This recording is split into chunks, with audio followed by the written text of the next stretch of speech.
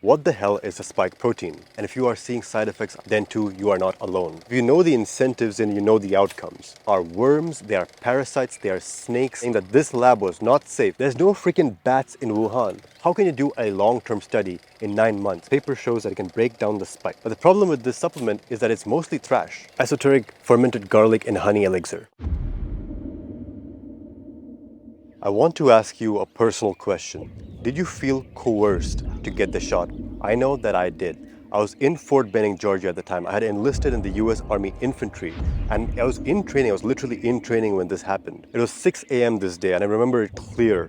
And they marched us to this medical facility. Our drill sergeants did. And in this medical facility, there was a platform. You would line up in single file and you'd get on the platform, get jabbed, and then get off. There was zero conversation about risk to reward ratio. There was zero conversation about side effects. There was zero conversation about long-term effects. And of course, you may not have joined the military, but if you had to get the shot in order to be employed and make a living, that's called coercion. If you had to get the shot because otherwise you couldn't go to school or college, that's called coercion. If you had to get the shot otherwise you couldn't travel, that's called coercion. If you had to get the shot because your parents made you, that's also called coercion. If you get a medical procedure that you did not fully understand and you got it because of financial or otherwise pressure to get it, that's called coercion. I'm telling you this right now that you are not alone in feeling this way, and if you are seeing side effects either in yourself or others around you, then too you are not alone. You see, I refuse to let pharma companies or even the government cronies dictate my long-term health. And for this reason, I will give you the tier 1, the autophagic response protocol. I'll give you the tier 2, the anti-spike stack. I'll give you the tier 3, which is the immune fortification protocol. And 4, I will even give you, and this is something controversial,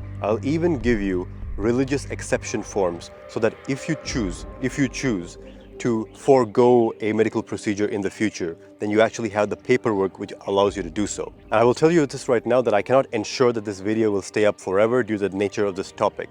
So if you're interested in the information contained in this video, you should watch it completely right now when you have a chance, or if you're interested in sharing with somebody who needs to know this, then you should do so right now. In this video, I'll explain what the spike protein is, I'll explain how the mRNA technology works, I will show you its weaknesses and what we can do about it.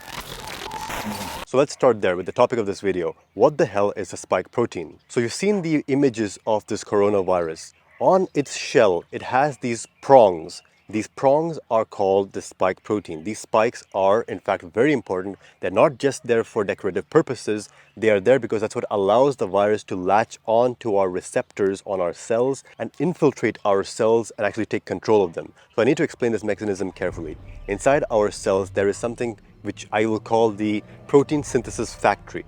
And what the viruses do is they infiltrate the cells and then they put their own blueprints into this factory and command the factory to make replicas of themselves. That is what a viral infection looks like. And so you would think that our body has a defense to this, and of course it does. You know how I said the spike protein is on the shell of this virus? Well, if you deactivate the spike protein, it can no longer attach to our receptor cells, can no longer gain entry, and therefore it doesn't have any chance to make an infection happen. So how the mRNA technology works is, remember I said that the virus has a blueprint inside it, and it feeds the blueprint into your own protein synthesis factories to create replicas of itself? Well, the mRNA technology kind of works like that. So mRNA is messenger RNA. It's the blueprint. So what you're doing is you're injecting your body, specifically your muscle cells. Usually they put this injection in the deltoid. They put it in the shoulder. So these mRNA molecules, which are wrapped inside a lipid nanoparticle, which we'll talk about that briefly. So these mRNA particles will infiltrate your cells the same way a virus does, and it will take control of the cellular mechanisms, the protein synthesis factory, and command it to make a protein. And what protein does your cells now make? It makes, of course, the spike protein, the very same spike protein which is on the outer shell of the virus particle. So that's how the vaccine works. Literally, your body is producing the spike, so the immune system learns how to navigate and how to manage this spike protein. So when the actual infection happens, you have a better chance of fighting it off. The problem is, first, it seems that in a lot of people, the spike protein synthesis doesn't turn off as scheduled. And second, it seems that the spike is itself toxic. And therein lies the issue. you know the incentives and you know the outcomes. So what do we know about the side effects? We know that at least a few people have had serious adverse side effects. There's no question about this. At least a few people have definitely had acute side effects. So what can they do about this? Well, I'll tell you what they can do about it. They cannot do shit about it. You know why? Because these vaccines were prepared under what's called the PrEP Act, Public Readiness and Emergency Preparedness Act. What this does, it gives blanket immunity to these pharma companies for pushing out whatever it is that they want. So the pharma companies already have an incentive against the best quality of safety because they know that they cannot get sued. On top of this, add another incentive. They have an incentive for speed. Why? Because patent law. The first to patent is the one who makes the most money. So if you can get your procedures patented first, that means you make the most money. So you have an incentive against safety and you have an incentive for speed. Not looking good so far. And you might think, well, yes, there's these perverse incentives, but surely there's a regulatory body looking at all this stuff, the FDA. Well, the question is, who runs the FDA? Well, rather, who owns the FDA? Where does the FDA's income come from? 80% of the FDA's income comes from the pharma companies. And this is actually not some kind of conspiracy theory, it's a known fact. So is there a conflict of interest? I don't know, you tell me. And let's look at this. The mumps vaccine, which was the fastest vaccine ever approved before this whole crisis, took 4 years for them to complete the research and development and testing and everything. So you're telling me they took a 4-year process, compressed it into 9 months, and it's just as safe and effective? I'm not saying anything, right? I'm just pointing it out. So now you see why it is that my intuition gives this whole process a fat L for humanity. And you know what's the best part? The best part is you funded this. You and I as taxpayers, we funded this. The BioNTech vaccine, the one which Pfizer uses, right? That was funded from $445 million from Germany. The Moderna vaccine, speaking of which, Moderna had never released a drug, rather, it's never brought a drug to market before this whole pandemic, got a $995 million US grant.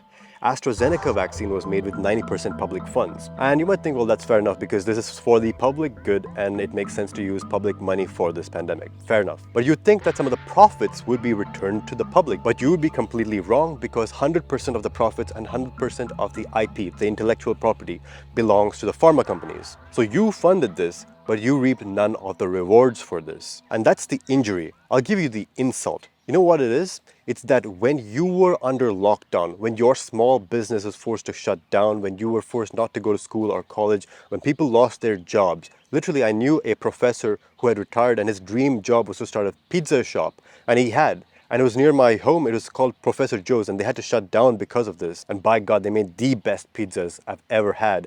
But the thing is, when you and I were suffering, they weren't, the politicians were not. Your elected congressmen and congresswomen, I'm looking at you, Pelosi, they had dumped their stocks which they thought would be affected by the lockdown and they bought up stocks which they thought would do good before they announced the lockdown. So I want you to understand this. You might think, well, you're not really affected by this because you don't own any stocks. Well, fair enough. But your parents probably do. Your parents probably have a 401k which has indexes inside it and the indexes probably have stocks inside. So when the politicians learned that there's going to be a lockdown, and they were going to impose that lockdown, they took measures to prevent any losses for themselves. They dumped the stocks onto the stock market. And who were the poor suckers who bought these stocks up? It was your parents. So when politicians do stuff like this, it does affect you. These politicians are worms, they are parasites, they are snakes, and you are an animal in a cage. Speaking of animal in a cage, where does this thing even come from? Well, I'll tell you this. Near the start of the pandemic, anybody who tried to connect the dots and say maybe it was this virus supercenter, this entire mega lab inside Wuhan, which may have caused this, they were completely shut down, they were immolated, they were publicly humiliated. But what do we know? What do we actually know about this? First, we know that a bunch of technicians in this lab had got sick with COVID-like symptoms and were hospitalized weeks before the first reported incident of this disease. What else do we know? We know that this was a biosafety level 4 laboratory, and we know that reports were sent to Washington saying that this lab was not safe. Even scientists from the lab had actually said that they don't have the sufficient training and manpower to run this thing. And the third point is, there's no freaking bats in Wuhan. You know that they're having this narrative that this virus jumped from a bat into some kind of animal and from that animal to the human. Well, there's no freaking bats in Wuhan. Bats live in southern China. Wuhan is in central China. But fair enough, maybe the bat transmitted this virus to some animal and they brought it to Wuhan and they ate it in Wuhan. And this brings up the second hypothesis. So the first hypothesis was the lab leak theory, which is supposedly been debunked. The second theory is the spillover hypothesis, the idea that the virus jumped from the bat to an animal, an intermediate species, and then to the human. And to be fair, this hypothesis does have a lot going for it. If you look at the descriptions or the images or videos of this Wuhan meat market, it is fucking disgusting, filthy. These are some of the species which they had in this market: porcupines, civets, marmots, badgers, peacocks, and reptiles, and a raccoon dog. Keep that in mind for a little bit. I mean, think about this. A civilized people were eating these kind of species, and their sanitation protocol was beyond disgusting. So they would slaughter and provide the meat from these animals to their customers in that market. And then they would power hose the remains of these animals into the sewers. So what happens when you take a power hose and blast a dead body? You would have aerosolization. You'll have the blood particles be flung into the air. So I see the logic here. I see the idea that a virus or some kind of pathogen could be transmitted from this aerosolized vapor into a human being. And in early 2023, the raccoon dog hypothesis was born. The media basically told us, hey, it's time to pack up your bags. We already know what the culprit is. It's the raccoon dog. And yes, I'll show you a picture of this thing. They literally ate these. But if you actually look at the evidence which they were presenting, it turns out that there was one sample taken in the Wuhan food market, and this sample contained DNA from the raccoon dog and also contained a trace amount of the SARS-CoV-2 virus. But this was only one sample out of 14 samples of raccoon dog DNA, and only one of them had the contamination, and the contamination level was very, very, very low. So to use this as evidence that the lab leak hypothesis is dead and that the spillover hypothesis is true is disingenuous. In fact, I would go so far as to say that it reeks of a psychological operation. So you'd think that you want some kind of investigation into this. And Australia actually demanded this. They told the Chinese government that we want to come in and we want to have an independent team of experts come and look at this thing. What China did was they imposed sanctions on Australia that punished them for even bringing this up. But later an investigation was conducted by the World Health Organization, no less. And they sent a very interesting individual by the name of Peter Daszig to go and investigate.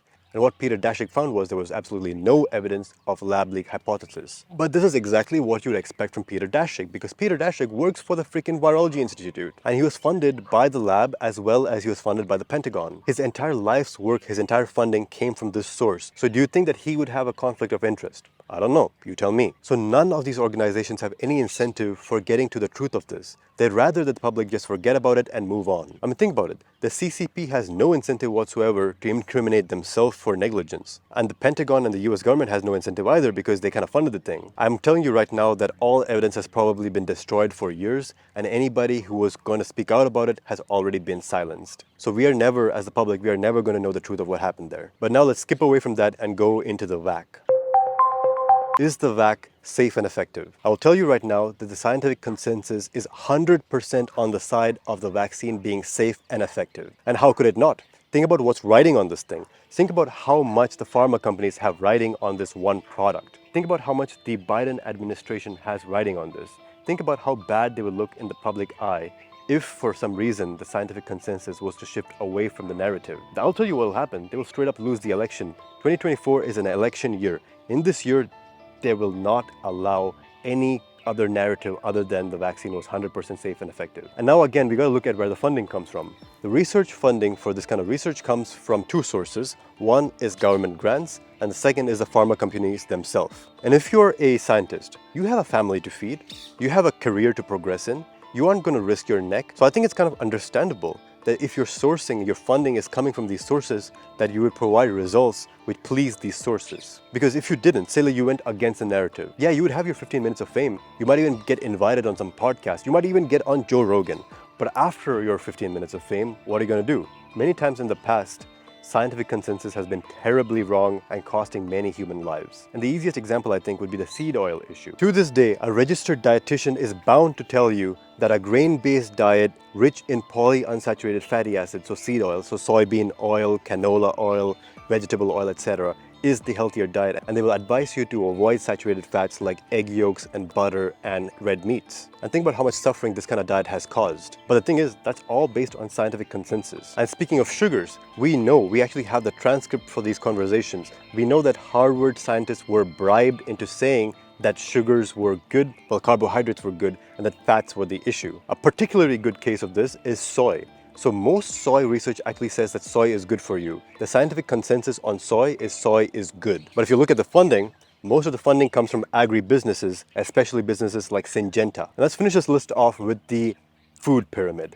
The food pyramid is the apex of government psychological operation. One could even say that the food pyramid has cost more lives in the United States than did the pandemic. And that's why I created my own food pyramid if you want to check that out. I'll have the tile pop up for it at the end of this video. When the media tells us trust the science, just outsource your thinking to this external body. Don't think for yourself. You're not qualified to think for yourself. Just trust the experts. Well, I'm sorry, but I refuse. You can call me a conspiracy theorist if you want, but the fact is, if anything has been learned in the years 2023 and early 2024, that even the wildest of conspiracy theories can come true. And think about it, wasn't Alex Jones right about the gay frogs almost 15 years ago? Alex Jones was ringing the bell on atrazine and the other xenoestrogens in our water supply long before there was any kind of scientific consensus about it. And he was vindicated. Now we know that frogs are basically turning gay, or at least they're turning trans, and that same exact molecule is in our water supply. Now it's going to take another 10-15 years to find out if that has any effect on humans or not, but by the time it's already too freaking late. And that's my point. We don't have time. We need to act now in order to ensure our long-term health. You know what? I'm not actually anti-vax at all. For example, if I was going to go to freaking Gambia, I would absolutely get the yellow fever, vaccine for that. Because yes, I'm sure that the yellow fever vaccine has some stuff which I don't want in my body. But you know what else I don't want? I don't want freaking yellow fever. So in some cases, I would happily take the small L rather than the big L of infection. The question is, has adequate testing been done on this new novel technology, and has enough long-term data been studied before they roll it out? And the answer is absolutely not. Because think about it. How can you do a long-term study in 9 months? It's completely impossible. Even if I say something as innocuous as saying, hey, maybe natural immunity is a good alternative to the boosted immunity, YouTube has the rights to take me off. I'm not going to take the risk because I don't think it's worth it. Instead, I'm going to spend the time on actionable steps. So let's talk about the observations. What can we see with our own eyes? We are seeing too many stories of young and otherwise healthy people keeling over for no apparent reason. When I made this YouTube poll, you told me 58% had seen some kind of adverse reaction in themselves or people around them. Now, fair enough, if this 58% is probably inflated because there's probably a conflation of long COVID versus any kind of vaccine-related injury. But don't get hung up on that because the actionable steps are the same regardless of where you got the spike protein from. And from this data, we can see that the most commonly reported side effect is mitochondrial damage, and specifically brain fog. Well, good, because the very next video which I'm going to publish is specifically going to be targeting brain fog, and I'm going to be doing it by addressing mitochondrial issues. From this data, we are also seeing that there is cardiovascular issues, and we can also see that the immune system has been compromised. I think there's actually a connection between the gut issues and the immune system issues, because the spike protein, if you know anything about that, destroys the bifidobacteria. Bifidobacteria are the good bacteria in the gut, and the spike protein just demolishes their population. So when you have gut issues, it's also a mental issue because there's something called the gut-mind axis. And the gut issues can also manifest in terms of inflammation, and it can also turn into an immune issue. And that's why the gut reset protocol becomes important. So if you already have access to my gut reset protocol, then send me a DM, tell me how it went. Of course, like I said before, right?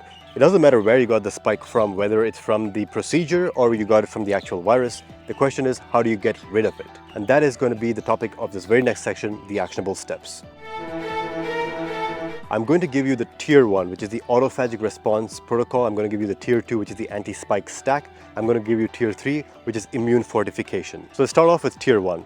These are essentially lifestyle changes. You are trying to elicit a autophagic response. You want your body to undergo this process called autophagy, which basically is very simple. When your body is breaking down cells, it selectively breaks down cells that have some kind of damage. And funnily enough, this is exactly the protocol which I did when I got the jab without even knowing it in Fort Benning. So if you know anything about Fort Benning in the summer, it is a hellhole. Fort Benning sucks, man. Fort Benning is hot and humid to the worst possible degree. The sun beats down on you and the ground is so humid that you can actually see steam kind of rising. And man, in red phase, you are doing physical activity every single day. Especially when you're in full kit, you're wearing the Iraq era IOTV, which is a heavy plate carrier. Man, it sucks. You'll be sweating bullets all day long. And this is great because this is basically a sauna. So I was in a sauna-like situation for days and even months. So that's the first part of this protocol, which is using the sauna correctly. The sauna protocol which I recommend is 2 to 3 times a week, 20-minute sessions. And the second part of this is calorie restriction. And by God, we got some calorie restriction during the first few months of training for sure. So what happened was the dining facilities had closed down because of the pandemic. So we were subsisting on MREs every single day and the worst dog shit rations you can possibly imagine. The portion sizes were tiny and the portion sizes were disgusting. So we all lost weight like crazy. I think I lost like 10 pounds in the first month. And of course, you don't have to join the military to do fasting. The protocol for fasting is 4 days a month. They don't necessarily have to be consecutive. You can space them out however you want. If you want to really take your fasting to the next level, I'd recommend supplementation with taurine when you're fasting, because taurine is a autophagic response modulator. Basically, it's going to take your fasting and it's going to take it to the next level by increasing the rate of the autophagic response. And now we come to the anti-spike stack. I'm going to tell you right now that this is not medical advice. I'm not making any claims as to the treatment or prevention of any illness. The first in this stack is NAC. NAC. And those who know about NAC are already shaking their heads because you know what's up. If you knew about NAC during the time of the pandemic, you'll know that the FDA took NAC off the shelves and took it off of Amazon during 2020 when we needed it most. That's right, when the world needed NAC the most, it disappeared. You see, NAC would have been massively useful in the fight against the pandemic. We actually have a very good rationale for why NAC would have been so great as a prevention and as potentially a therapeutic against the virus. In fact, it's not even surprising because NAC was used for decades against the flu for both immunity and to heal symptoms. We're even seeing preliminary data that it could reverse lung damage from COVID. And it makes sense that this would happen because NAC decreases the binding power of the spike to the receptor by about 3 times. And if you were interested in decreasing microclotting risks, which I don't know why you would be interested in blood clots, but let's say you are, then you'd be interested to know that NAC has a potent effect on dissolving clots in the arteries. And just overall, if one was interested in managing oxidative stress on the lungs and reducing lung inflammation, NAC would be one of the best tools for that. So what the hell is NAC anyway? NAC is N-acetylcysteine, which is basically a cysteine supplement. So what the hell is cysteine? Cysteine is a precursor molecule to glutathione.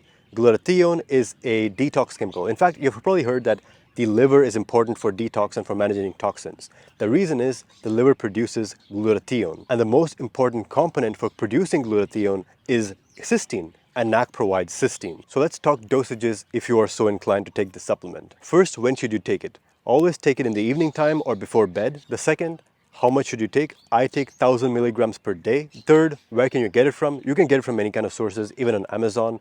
I will put the ones which I use in the description, but you don't necessarily have to use the same one. Just make sure that you're getting a clean source. Finally, who is it for? I think anybody can take NAC, but of course, make sure that it doesn't conflict with any other medication that you have. Finally, for how long should you take it? NAC can be used long term, to be honest, but I would take it 1 month and then take it off and see if you feel any different and then continue based on your best judgment. Now let's speak of bromelain. Bromelain is something which has a strong synergistic effect with NAC to deactivate the spike by attacking the disulfide bonds that are essential for the functioning of the spike. They actually call it Bromac in this paper.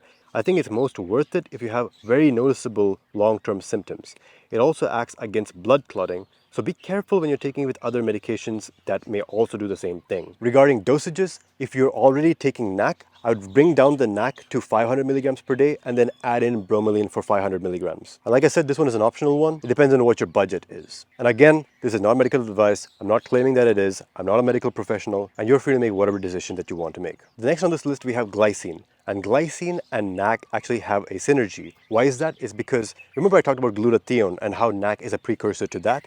Well, so is glycine. Glycine and NAC both are precursors to glutathione, and you want to maximize glutathione production in order to have the best detox effect on your body. And of course, glycine is a great supplement even regardless. It's great for skin health, it's great as an amino acid, it even helps with sleep. And glycine has the effect of making dreams more vivid when you're sleeping. But you don't necessarily need to supplement with glycine if you have it in your diet. So bone broth, chicken skins, tendons, ligaments, and cartilage is where you can get glycine. If you make a chicken stew with the chicken skins and the bones in the stew, then that's all the glycine you need. You don't really need to supplement glycine. But for most people who only consume muscle meats, yeah, glycine supplementation makes sense. The final entry into this anti-spike stack is nattokinase because of this retrospective study showing how it can help against arterial blockages. It seems to work by breaking down the proteins responsible for clotting, But then again, there's another study, this randomized control trial, that actually goes against this and doesn't find a significant effect on blood clotting. But the reason it's on this list is because this paper shows that it can break down the spike. If you're already taking NAC and bromelain, there's no reason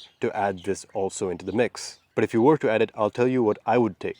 4,000 FU per day is a dosage which I would go with. Who's it for? Again, it's for long haul symptom people. I think the most cost effective stack is just NAC plus glycine. I think you can add bromelain or nattokinase if you need it and if you can afford it. And finally, we go to tier 3, the immune fortification, because we don't want to fall sick in the future. We want our immune systems to be so strong that we don't need any kind of medical intervention. I'll tell you something about the flu season. It seems as though one time in a year, all the viruses get activated for some reason. This is not true. This is not how it works at all. So the viruses are present throughout the year. It's only when you're getting less sunlight and your immune system is suppressed that these viruses manifest as diseases. So it's not that the viruses are activated during flu season, it's more so that your immune system is compromised during flu season. So vitamin D is of course a great modulator of many things, including the immune system. Now, it would be very easy for me to say get more sunlight. I mean, I'm in Hawaii right now and it's gorgeous out here. And I love spending hours and hours out in the open. I do a lot of work on this picnic table right here, but that might not be feasible if you're living in a cold climate. So what can you do? I think if you're living in a cold climate where you're not getting a lot of sunlight, it makes sense to supplement with cod liver oil. And even during the summer, if you're not getting out in the sun enough, it makes sense to supplement with cod liver oil. But the problem with this supplement is that it's mostly trash. Because you see, cod liver oil is a polyunsaturated fatty acid. It is unstable. So if you're gonna get cod liver oil, you should only get it from a company who actually knows what they're doing and doesn't heat the oil too much that it breaks down. And on top of that, they need to get the sourcing right because most fish are polluted and therefore most oil is polluted. I will link to the brand which I use myself, but if you have a better brand in mind, put it in the comments. The second tool in the toolkit of immune defense is the vitamin C megadose. So you should be getting vitamin C every day regardless because humans cannot synthesize their own vitamin C. A lot of animals actually can. And in fact, it's because humans cannot synthesize their own vitamin C is what makes them especially susceptible to parasitic invasion. And certainly parasites are not a topic which I am going to touch in this video. So what you should do is I will put up a list on the screen right now of vitamin C sources. I personally love citrus fruit. So I have one citrus fruit every day. Usually it's kiwis, but it could be anything. But if I feel like I'm going to be falling sick, if I'm kind of having the sniffles, if I'm having a headache, if I'm feeling lethargic, I will mega dose it. I don't usually like vitamin C supplements because I usually get it from natural sources anyway. But if I'm feeling sick, I will take up to 2,000 milligrams, just absolutely nuke the infection in the bud. So yeah, vitamin C megadose when I really need it. And lastly, I'm going to show you how to make the fermented garlic honey elixir. And this I think is actually the most powerful tool I'm going to give you. Because having this elixir every day is going to ensure that your immune system is tip-top shape and nothing really gets past your defenses. Alright boys, quick detour from the regular video to show you how to make the esoteric fermented garlic in honey elixir, which is the ultimate immune boosting supplement for the rest of your life. Because garlic contains this compound called allicin, a sulfur compound, extremely good detoxifying benefits. Literally, this is a recipe that you can make in 1 minute, and this is what you need. You need organic garlic. I've already removed the peels from this garlic.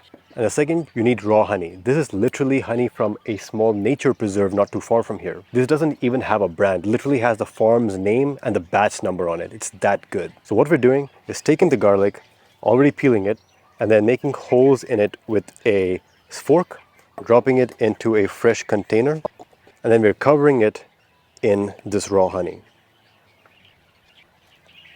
Tastes so good. I love honey, man. So once you do this, well, I guess I need the lid from this one.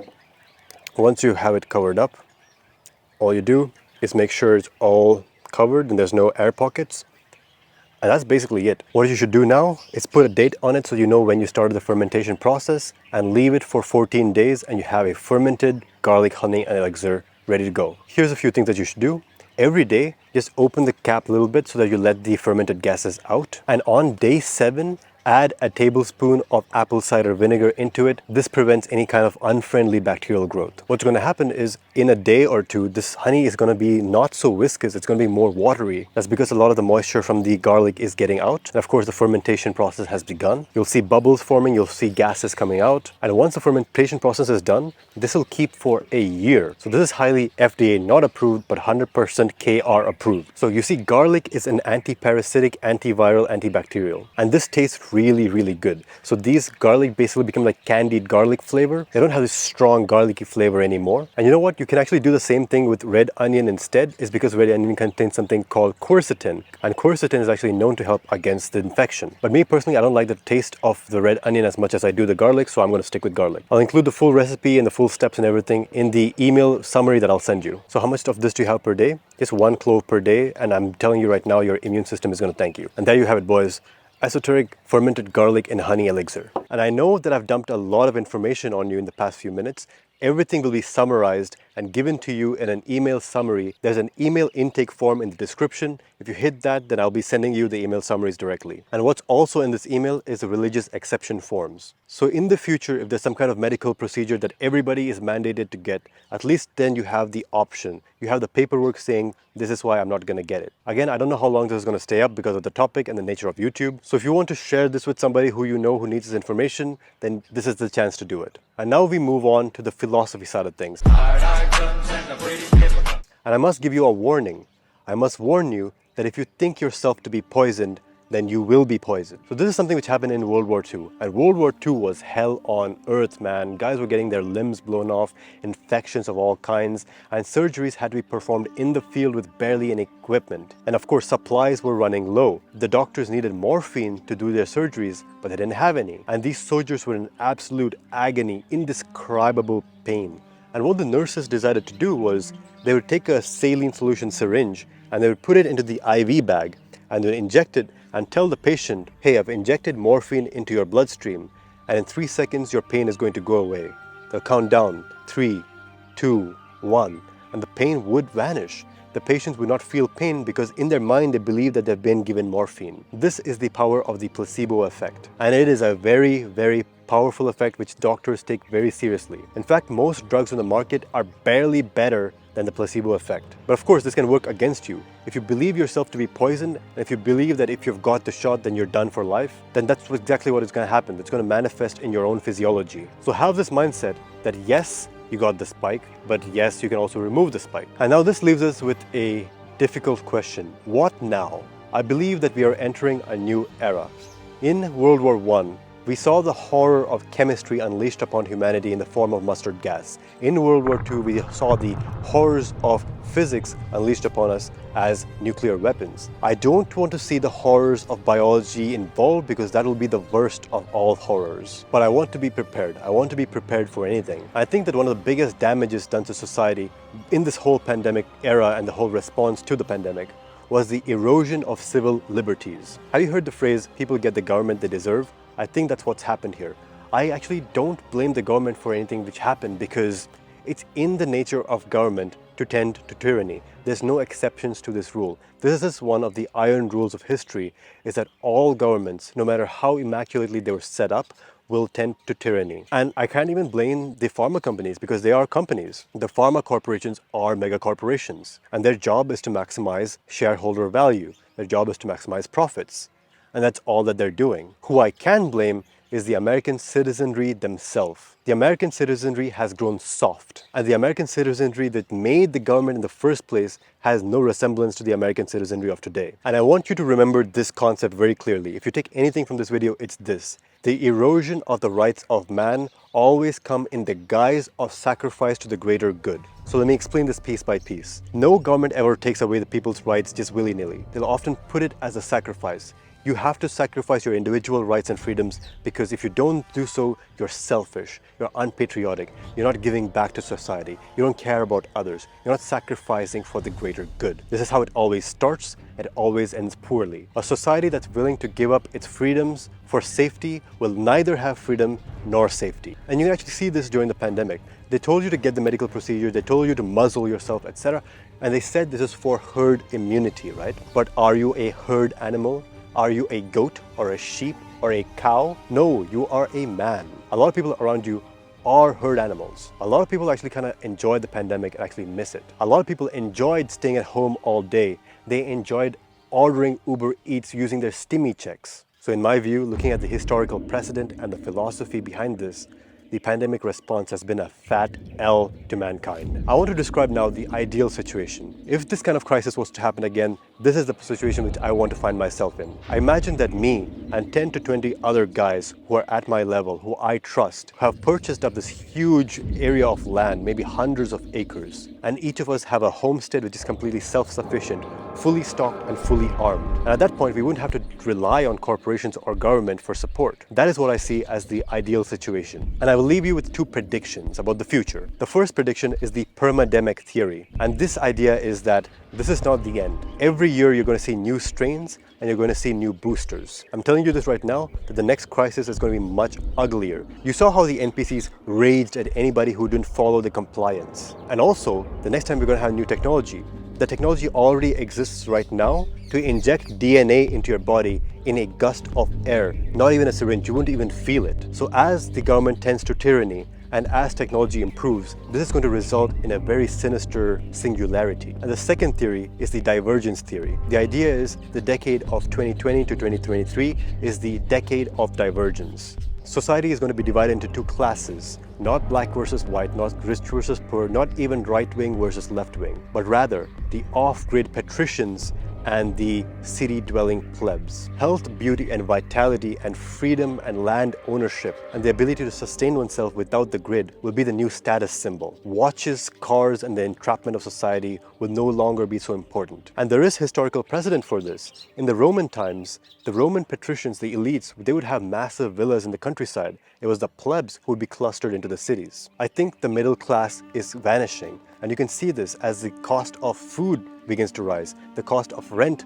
begins to rise. And you must understand that the middle class has always been an ephemeral class. It's been always unstable, it vanishes. There's always been the elite, rich ruling class, and there's always been the plebs beneath them. I think this phenomenon was always going to happen, but that the pandemic has sped things up. And of course, I've begun to take measures against this. One of the measures which I've taken is to create my private community. Because after the year 2030, it's just going to become more and more difficult to break away. And I know that if you're watching this, you are the kind of man who can diverge from this. And with that, I'll close out by reminding you that fortune favors the bold.